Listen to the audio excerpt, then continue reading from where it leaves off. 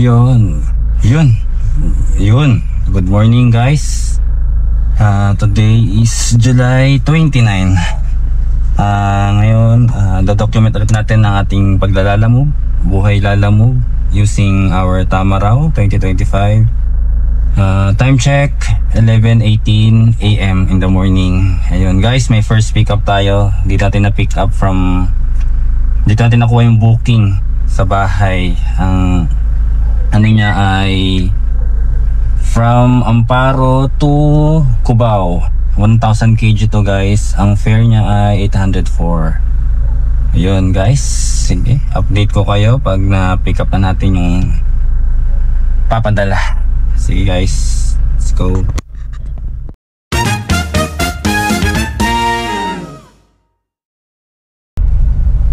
Guys, share lang ako sa inyo ng Bible verse for today. Ang Bible verse natin for today ay John 15 chapter 15 verse 5. Sabi dito, I am the vine, you are the branches. Whoever abides in me and I in him, he it is that bears much fruit, for apart from me you can do nothing. Yun. Si Jesus po ang nagsasalita dyan. Ang sinasabi ng Panginoon ni Lord na wala tayong magagawa kapag hiwalay tayo sa Kanya. Yun, alam nyo, sabi nga, tayo ay mga sanga, tayo mga branches. Si Lord yung pinaka-puno natin. At kapag hindi tayo nakakonect sa Kanya, hindi tayo mamumunga at wala tayong magagawa. We can do nothing kapag hiwalay tayo sa Kanya. Ayun, siguro pwede tayong mabuhay kung wala tayong relasyon sa Panginoong Jesus. Pero wala yung alam nyo po yun, wala yung peace, wala yung joy talaga. Kahit nasa inyo po ang lahat ng bagay, mayaman ka, lahat nasa iyo na, nasa iyo na ang lahat. Pero kung wala kang relasyon kay Jesus, hindi ka nakakonect kay Jesus, alam mo yun, kahit nasa iyo na ang lahat, parang may kulang. May something na hinahanap mo na kulang. Kasi alam nyo po, bilang mga tao, alam nyo po, nilikha tayo ni Lord na dependent tayo dun sa Creator natin. Kaya kahit anong gawin natin kung wala tayong relasyon kay Jesus, at apart tayo at hindi tayo nakakonect sa Kanya, may something na kulang. Kaya yun lang, sasabi ng word ni Lord dito, kailangan manatili tayong nakakonect sa Kanya, may relasyon tayo sa Kanya, sa Panginoong Jesus, kay Jesus. At dun magkakaroon ng purpose at kabuluhan yung ating buhay. Yun lang, share ko lang sa inyo guys. God bless. May mag-pick up naman ako yan, no? Sa Cubao. May magbubuhat naman doon. Okay.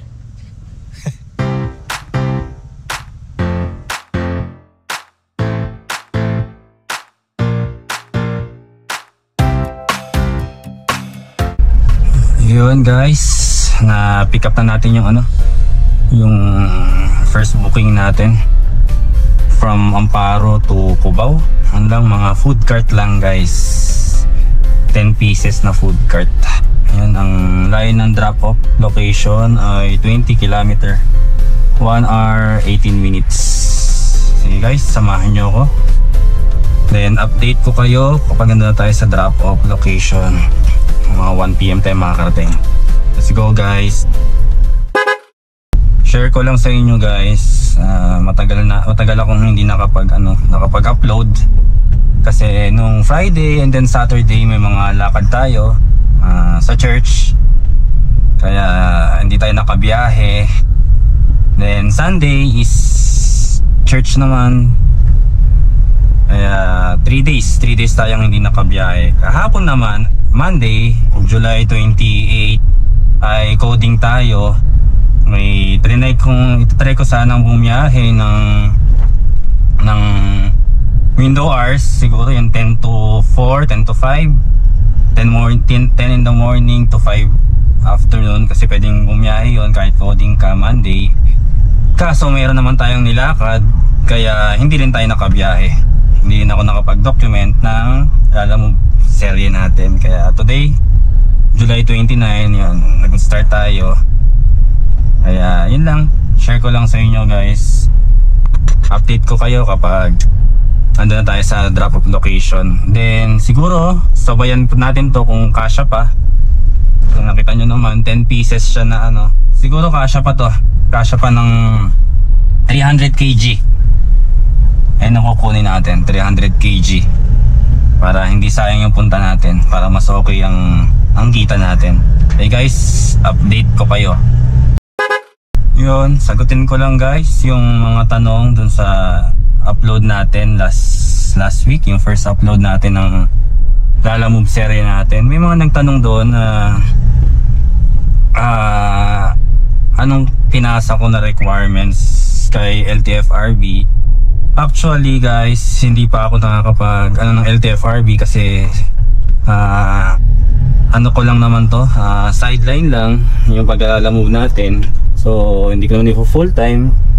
So hindi ko na kailangan siya, pero hindi muna ngayon i-apply ko sa LTFRB kasi minsan lang naman akong bumiyahe.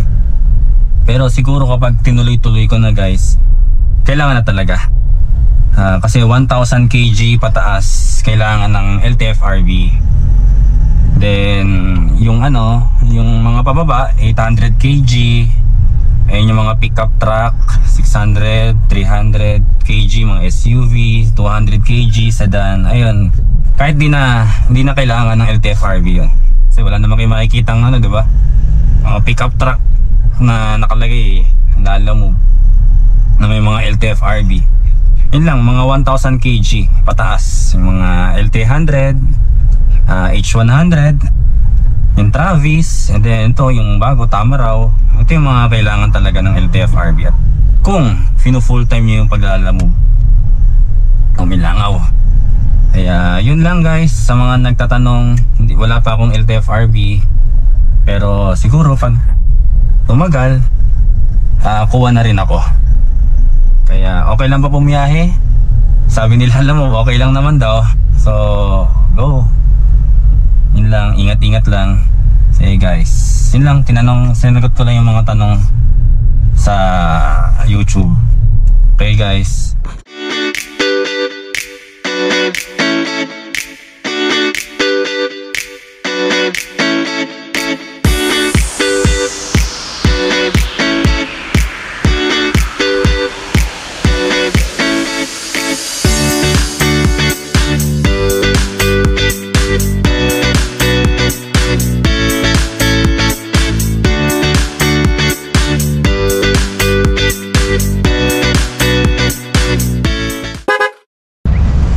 Hey boss. Yeah. Hindi natin din dito kanina eh. Pag pumark eh. Oo. Nakailta rin. Ano yung vlog? Inaano ko lang. Padalawa na kayo na dito. Dalawa na rin? Ay, kaya na naman. Negative na rin isa. Doon eh. Sabihin mo, mabilis lang. Yeah. Mabilis. Sige ako na, boss. Yeah. Okay guys, update ko kayo. Nakakuha na ako ng second booking. Kakatapos ko lang kumain dito sa May 20th Avenue pagka-drop ko ng first booking. Ngayon may nakuha ako after 10 minutes. May nakuha ako. Time check 1:55. Anonas, papunta siyang Angono. Ang fare niya is 982, 1,000 kg. Sabi ni client ay gulong daw. Kaya sige guys, update ko kayo kapag doon tayo sa pickup location. Ang layo ng pickup location ay 1.5 km. Ayun. Sige guys, update ko kayo. Let's go.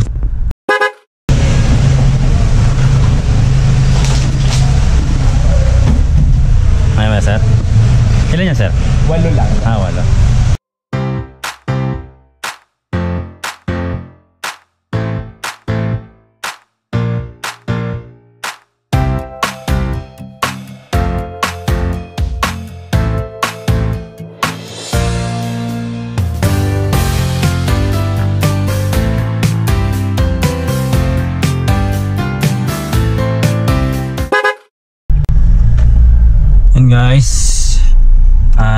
natin yung second booking.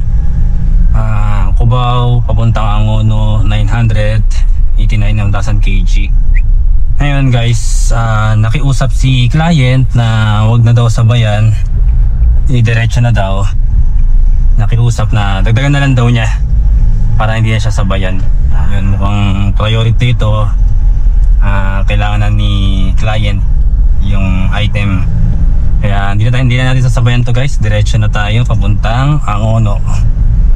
Yun, see guys, balikan ko kayo guys kapag ganda na tayo sa drop off location. Ang layo ng drop off location ay 18 km, 1 hour 6 minutes. Malapit lang to guys, Angono.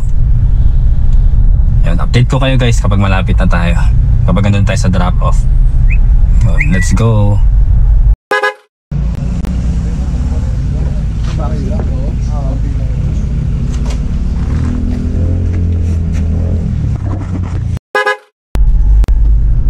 Guys, na-drop na natin yung second booking natin, yung Cubao to Angono, Rizal. Ayun, si Sir yung nakiusap na idiretso na natin, na wag nang sabayan. Nakiusap siya kasi mukhang kailangan siguro niya na yung gulong. Kaya yun, diniretso na natin guys. Ayun. Ngayon, ang binayad ni Sir, ang fare, ni Sir, delivery fee is 982. Ginawa ni Sir na 1,200. Yun, nagtip siya ng 200 plus something. Kaya yun, thank you Sir. Shout out sa inyo Sir. Thank you.